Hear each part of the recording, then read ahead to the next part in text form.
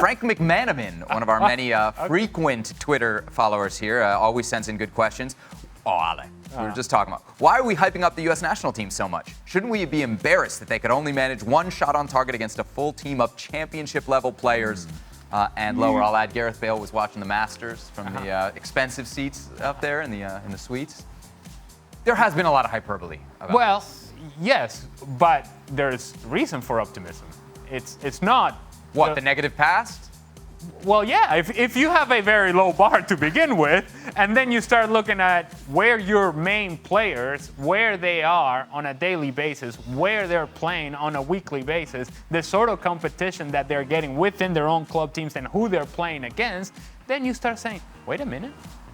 That's pretty nice. All right, but then should that team dominate Wales? Wait, are you going to answer the question or am I going to answer the question? Just because if you're going to answer the question, then just go ahead and answer yourself and we'll be fine. We just go home. I don't know why you bring me when you want to answer. Goodness.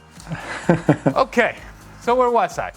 There is reason for optimism here. There is. Sergino Dest is playing at Barcelona. That's something that has never happened before in the history of U.S. soccer. And so that is something to hang on to. Weston McKennie playing at Juventus. That's something to be hopeful about. Christian Pulisic, Gio Reyna, and the list goes on and on and on.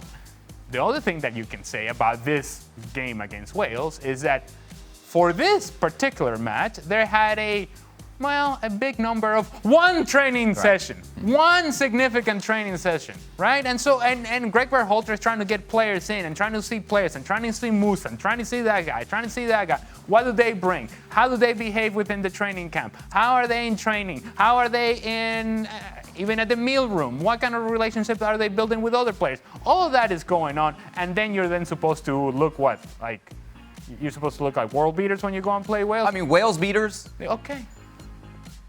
Let me just ask you a question.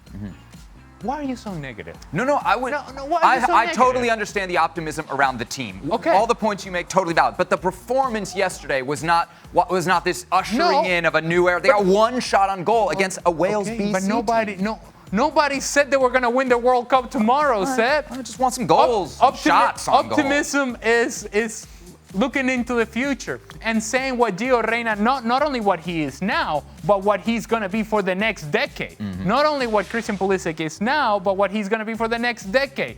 That's optimism. That's looking into the future. And that's hoping that the United States can not only provide that with those players that I just mentioned, but then there are other players that will come from behind and also will develop. And then you put all that mix together. Hey, we got ourselves something special here. By the way, why am I making the case for the United States? I'm from Venezuela, for goodness sake. You're the American guy, and somehow you're the one with the negative vibe. Yeah, I was in Cuba that night.